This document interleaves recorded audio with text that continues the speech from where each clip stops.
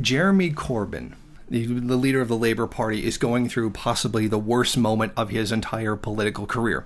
Right now, basically, a huge percentage of the Labour Party is gunning for his blood. They want him out of the leadership, gone, and just completely out of the whole scene.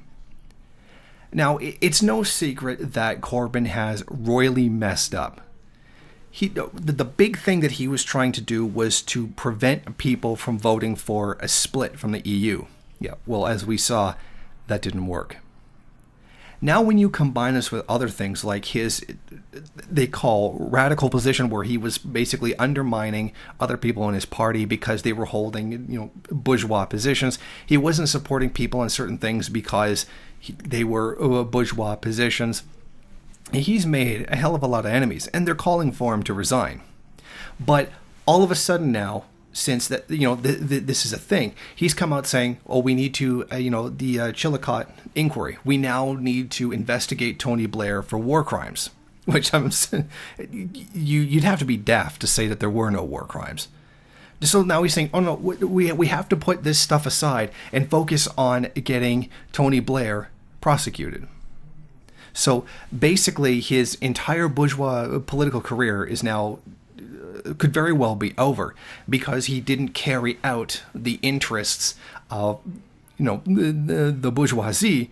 And then now he's trying to distract everyone from that in order to try to save his political career. In a manner of speaking, this is really too little, too late. But I mean, this gives us, a prime example. Reform doesn't work for bringing revolution. Reform works great at getting reforms, taking a larger slice of the capitalist class wealth, or our wealth that the capitalist class takes, and putting it down to the lower classes. Hey, that kind of reform works. I mean, Britain's a perfect example of that. Social democracy is a perfect example of that. But it's not going to bring revolution, and it sure as hell is not going to bring socialism. But that seems to be something that people have just forgotten. And this is more proof of that. I mean, look at the completely, utterly nonsense things that he's being attacked for. Now, I'm not a fan of Jeremy Corbyn, but I will definitely say, this is his stance on Israel is one of the most completely nonsense reasons to attack him. Now, here's what he recently said, for which he's being criticized for anti-Semitism. "Our Jewish friends are no more responsible for the actions of Israel or the Benjamin Netanyahu government than our Muslim friends are for those of various self-styled Islamic states or organizations." So basically what he's being attacked for is comparing Israel to ISIS.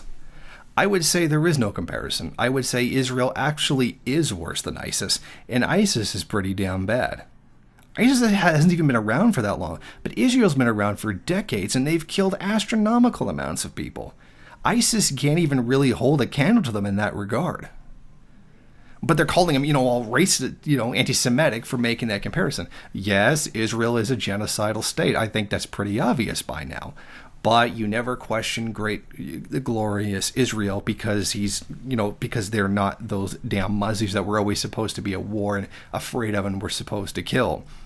But this just shows that correct position of opposing Israeli imperialism isn't going to come around from electoral politics, particularly bourgeois electoral politics. I mean, this is the kind of, identity politics garbage that we've seen for some time. I have seen posts and articles saying that Palestinians need to respect the identity of Israelis while they're occupying their land, and that Palestinians are being prejudiced and racist by not recognizing the Jewish identity. Essentially, they're saying, check your privilege. So let me get this straight. Israel can come in, murder everybody, but you have to respect Israel's identity. Okay, when this starts to become a thing, you have to start realizing that this identity politics is being pushed by the CIA. I mean, it's gotta be. When you're getting to the point where you're criticizing Palestinians for lashing back at the people who've been committing genocide against them based on identity, you got to start acknowledging at this point that while the CIA may not have created identity politics, they are certainly pushing it. And that has to be a real sign right there. When you could take such blatantly a victim such as Palestine and start portraying them as the bad guys against Israel based on Israel's identity, it's nonsense. But this really speaks to more of the current political situation inside of the UK. I mean, there's all the huge turmoil as a part of the Brexit vote, but this is another piece of that and how devastating that has been. It's severely damaged Jeremy Corbyn's, bourgeois political career. And as we see, he's being attacked on identity politics grounds, completely ridiculous identity politics grounds, but he is being attacked.